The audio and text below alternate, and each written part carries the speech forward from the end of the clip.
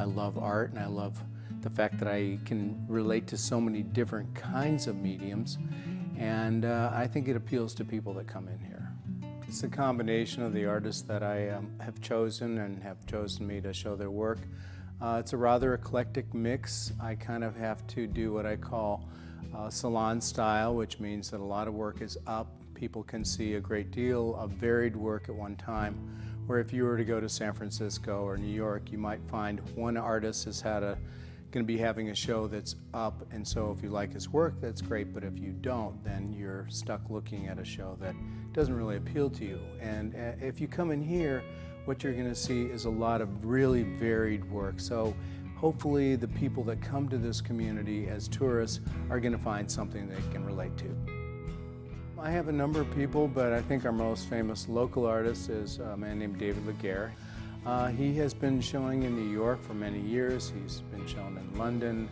He's going to be having a major retrospective at the Crocker next year in 2015 that will have a book, and that show will travel to about 3 different museums.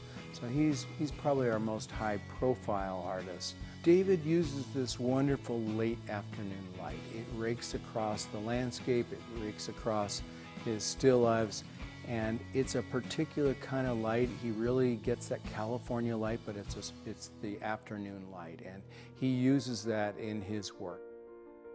Malin Lager was a treasure that was turned on to me and to the Monterey Museum about the same time. And she's been a woman who's been living in this community for quite a number of years. She spends half a year in Sweden and half a year here. And she's been doing the most amazing work. She's had numerous museum shows in Sweden, and now has had one here. Does portraits, friends, herself, her daughter. But what makes it amazing is when you look at these pieces, you might assume that they're just paintings, and they're not. They're all stitched on a sewing machine, kind of free-handed in a certain kind of way, and then stretched later. But incredible technique, and just breathtaking when you see them in person. Warren and his subject matter, which I think is the most important part of his story, he's been tackling farm workers and the people in the field that we see so often when we're driving around, and somehow we kind of underestimate who these people are. And they're real people. He captures them, he gives them a human face and element, and it becomes much more. I think we get kind of glazed over because we're so used to seeing people working in the fields from this area, but he's really made them into people that we look at and go, oh, that's somebody I might recognize. I have a man named Michael Furman who every year during concourse shoots and comes out here. He has done a number of car collections for people all over the country and all over the world. One of Michael's assistants was rehearsing a 2-person play in what was the location of the Palladium. The Palladium came after Studio 54, which closed. The 2 guys went to prison.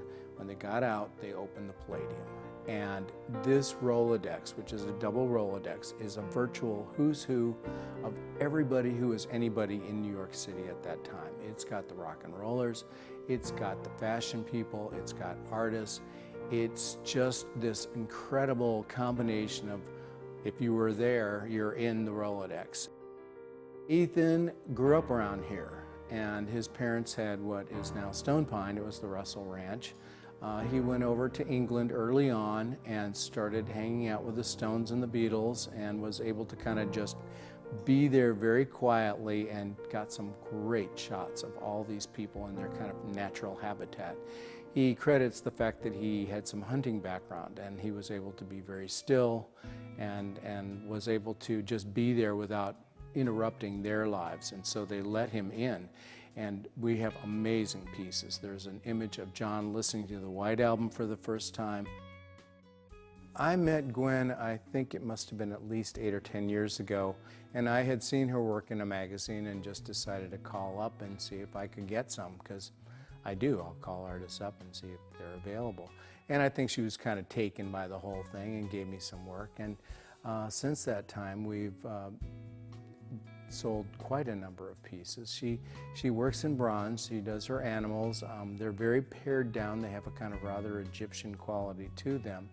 But they have this essence that I think a lot of people kind of miss when they're doing animal sculpture, but she just captures that movement and the feeling, and particularly I think her big cats are just stupendous. 3 years ago, Peter's wife and mother-in-law came in the gallery and said, "Hey, what do you think about doing a tasting bar in the gallery?" And it's like, you know, that's a great idea. And so Peter has come in and set up a beautiful bar, great wines. I had the opportunity to come into Chris's art gallery about 3.5 years ago. And it's a wonderful symbiotic relationship that we have. I have a couple different Chardonnays and a couple different Pinot Noirs, as well as a Syrah. Everything is Monterey based, Northern Monterey in particular. So I'm just trying to isolate and showcase the differences between the microclimates that Monterey has to offer. I am right downtown, probably on the best block, which is Dolores, between Ocean and 7th Avenue. I like this block because it does have about 5 restaurants. It has several tasting bars, including the one that's in here. It's very wide, sunny, and it's a nice combination of different businesses all in one block.